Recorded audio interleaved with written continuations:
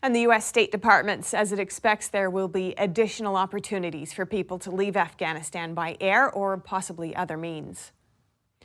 And the largest donor to the National 9/11 Museum is considering taking his donations back because he doesn't agree with some of their policies.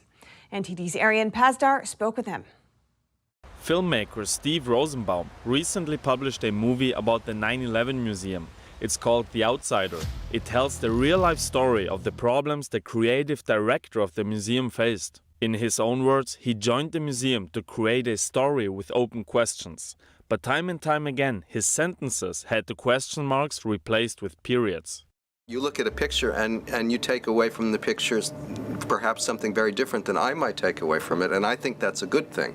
But in museum land, sometimes they don't think that that's a good thing. One of the issues Rosenbaum has with the museum is that it doesn't openly share material and allow the people to form their own opinions.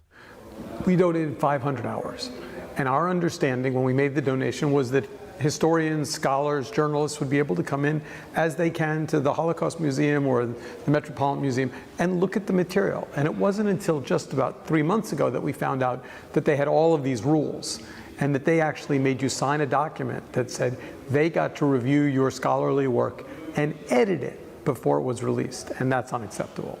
As the main donor, Rosenbaum didn't have to sign such an agreement. But still, before he released his film, he was also asked to erase crucial material about 9/11. To get the gist of the whole controversy is that you don't agree with the rules of the museum, is that correct? When it comes to people accessing their material? No, it's bigger than that, actually. We think that what we were promised when we began the film in 2008 was a museum that was going to be open, that it was going to invite people in to make their own judgments, to see the material and respond to it.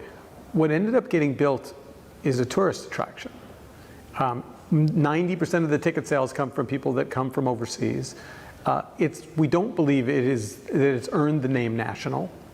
We think that it is a place you come to spend $26 and see a terrible thing. And we think that's relevant, but we don't think that's what history deserves. The museum sent a statement regarding the film to NTD, saying, "We made clear to the filmmakers that we were disappointed by many of their decisions, which we think are disrespectful toward victims and their families." However, Rosenbaum says he thinks available material should be shared with the public. Arian Pazdar, NTD News, New York.